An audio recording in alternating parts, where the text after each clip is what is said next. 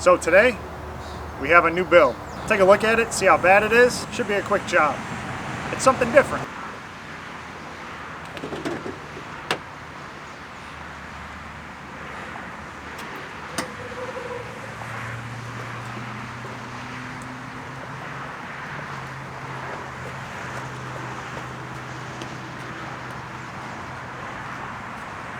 It's a 2017 Texas Pride 14-foot, 14K dump trailer.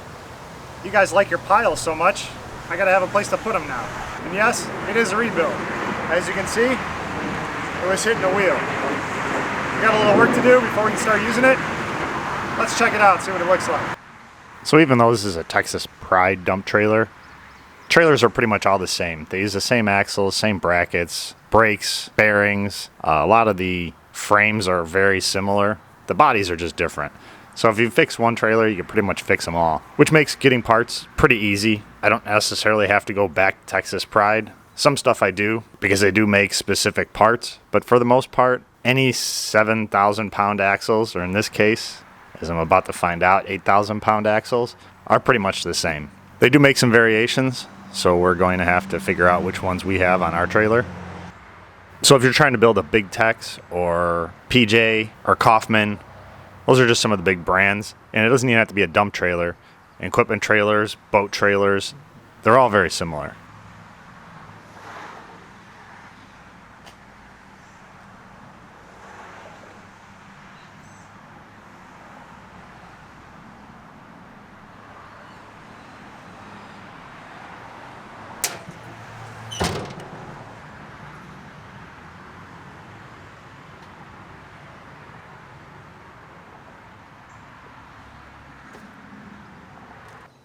So now the first thing we do on our build is clean it. See what kind of treasures they left us.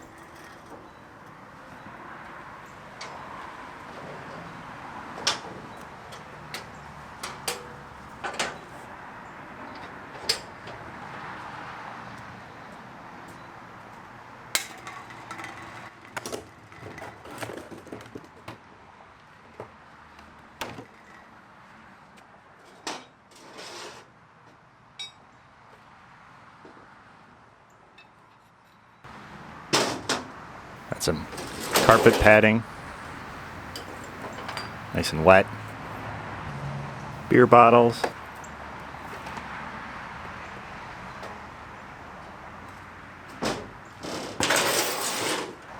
Part of the car. A battery box.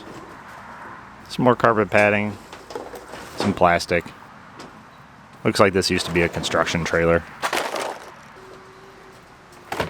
Glad it wasn't full when they wrecked it.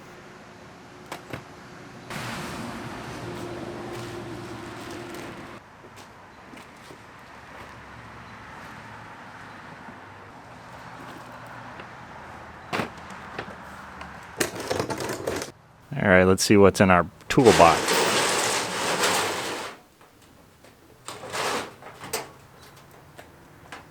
Worth a couple bucks in scrap at least. Safety glasses. Should make the OSHA fans happy.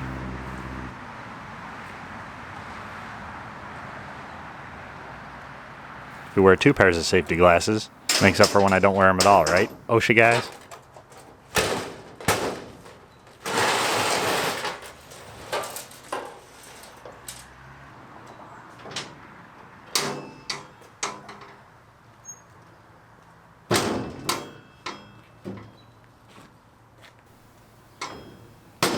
The door does not close. We're going to have to look at that.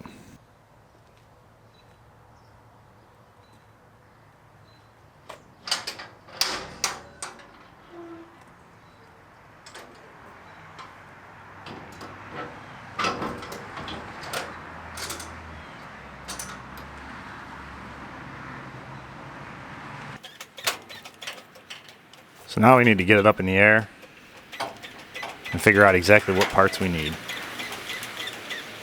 It's still attached to the truck up in the front, so it won't roll around. We're just going to lift up the back.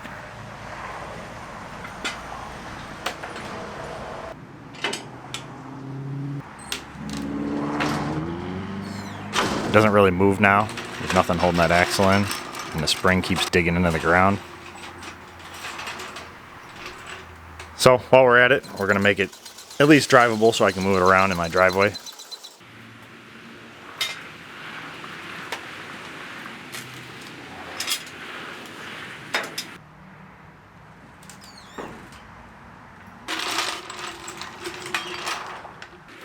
Now we got the frame all lifted up in the air. We can lift our axle up. Get our wheel off.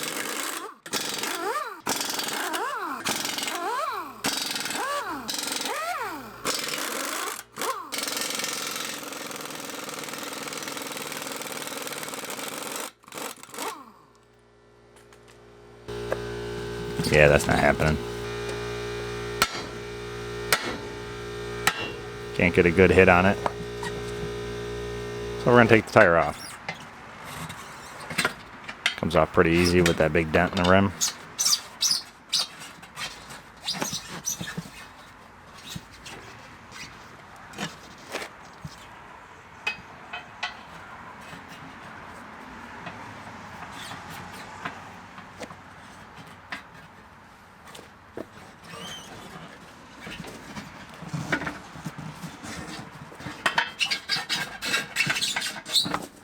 All right, now maybe we can hit it a little harder.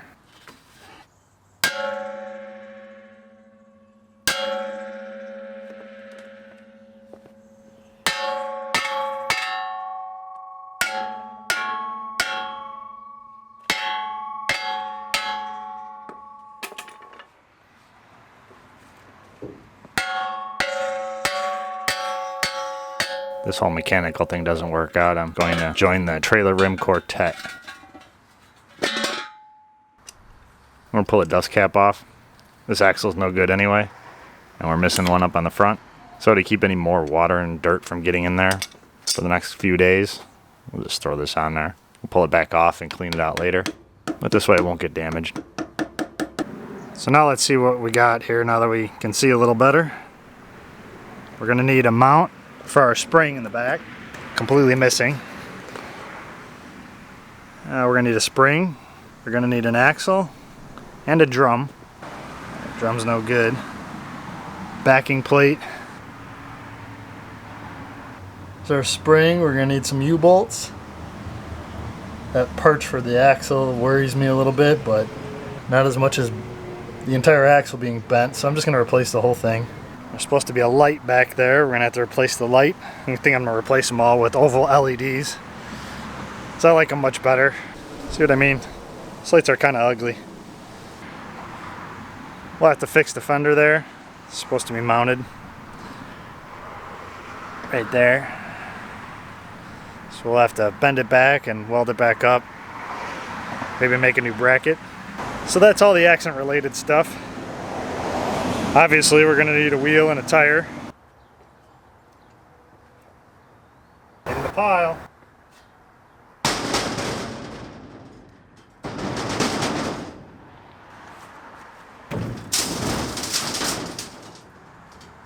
And we still have some maintenance stuff. Get a new end for our breakaway. We'll also need the up and down controller for our dump body. They were nice enough to relieve us of that. And while I'm at it, I might as well get a new lock so I can lock this up and maybe hang on to my new controller when I get it.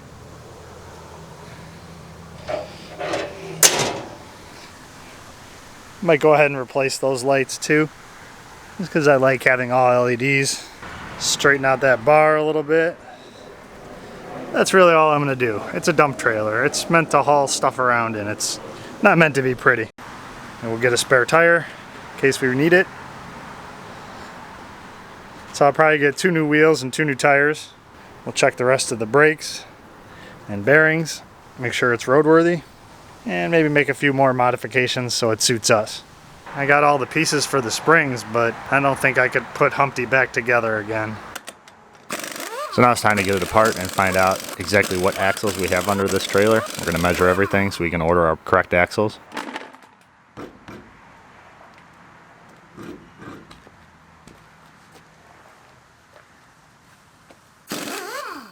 We'll measure the front axle. They're both going to be the same. Can't measure the rear one because measurements might not be correct.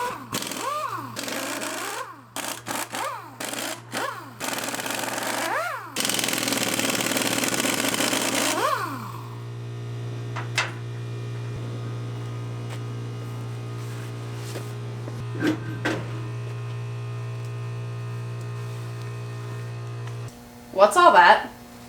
Oh, it's just some safety gear that the viewer said you should be wearing, and some safety release forms.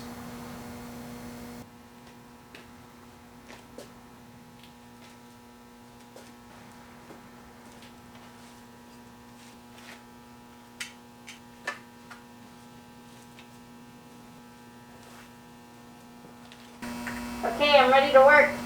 Not so fast. You gotta sign these release forms.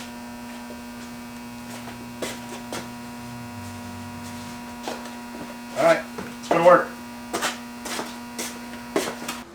The first measurements we make are the hub face. We put the straight edge on there and then just measure the straight edge to get an accurate measurement. Got it? Yeah. That's just where the rim mounts on each side, side to side.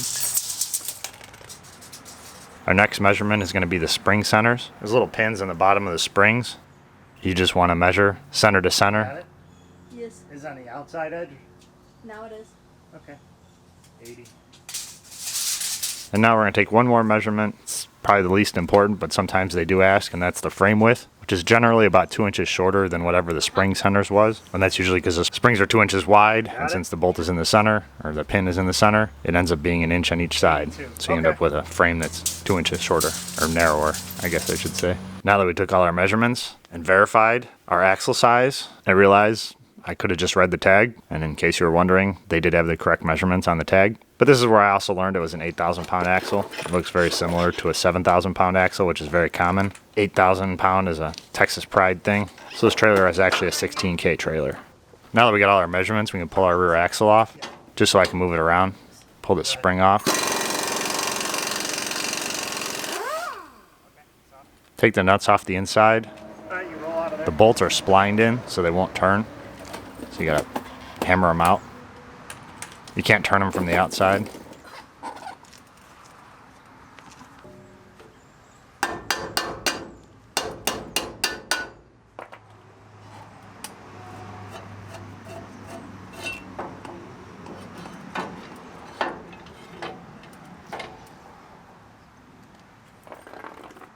So on the other side, we'll unbolt the U-bolts. Not sure if I'm going to use the spring or get a new one. Those U-bolts are definitely bad from the axle twisting. Spring should still be okay.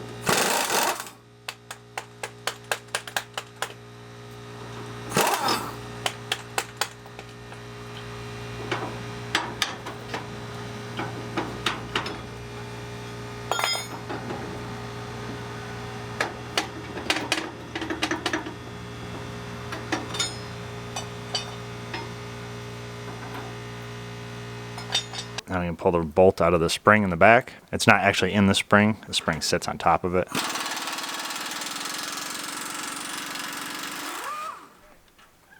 We'll pull the nut off the inside and then hammer it out.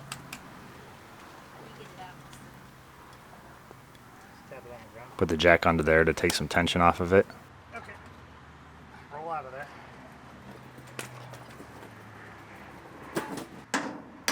Tap the bolt out. Helps if you put the nut on there so you're not hammering the threads over. Now we can drop our spring down. Slide the axle off the pin. I'll shove it through to the other side. Hang our spring back up there so it's not dragging on the ground when we're moving it around.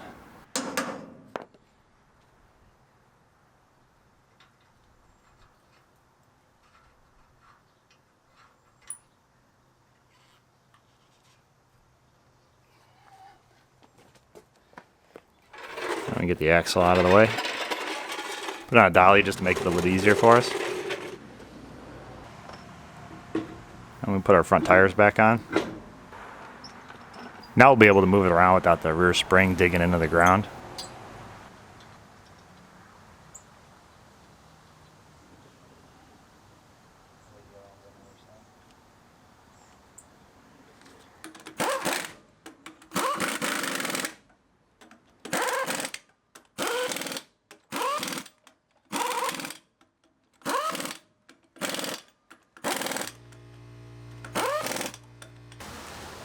Kind of roll it over here and get underneath it. This hand. So since CrossFitters like to throw tires around, I figured we'd see how much functional strength they've gained. Slide onto the top one. It's always easier to get the top first. See if the afternoon crew can put the tire on. One hand under there. Put it on top of your. Put that arm on top of your knee. There you go. So now you can use your knee to lift. No. Oh, guess those CrossFit tires are a little lighter. It's like it's under here, and I just stand up with my calf raises. Cone part goes in. Cone part goes in. Usually the opposite way people want to put them on. Yeah.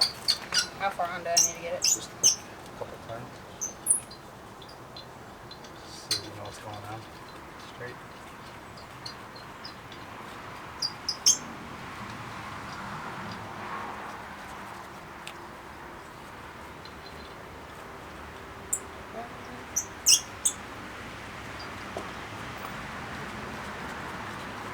Okay, that's good.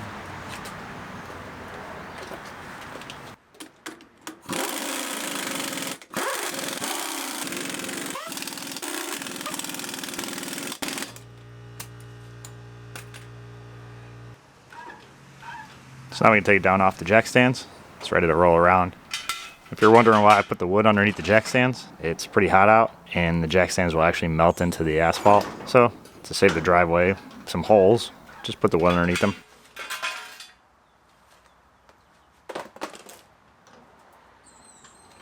Now our trailer is an 8,000 pound trailer.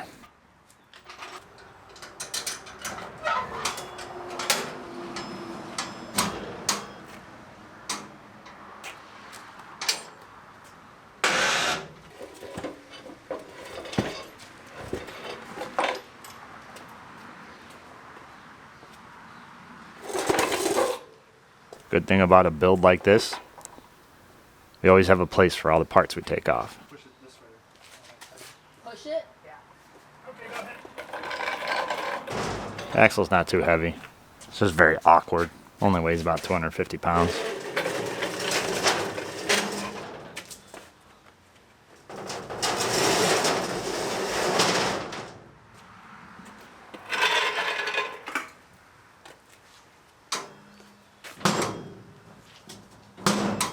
That door just does not close right.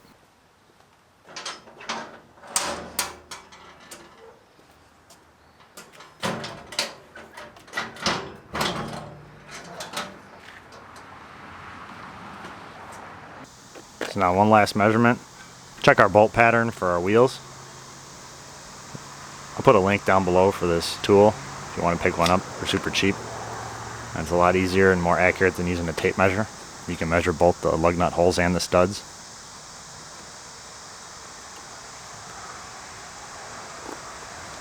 So that's about as far as we can go on the trailer for today. I'm going to search around, see where I can find the best prices on the parts that I need. It's not always from the manufacturer. I did check a little bit, and some of the prices were kind of high, so I'll only buy what I have to from them. Everything else, I think I can find some better deals. So like the video if you found it interesting. Share it if you think somebody else might. Subscribe if you want to see the rest of this build. As always, thanks for watching, and I'll see you soon.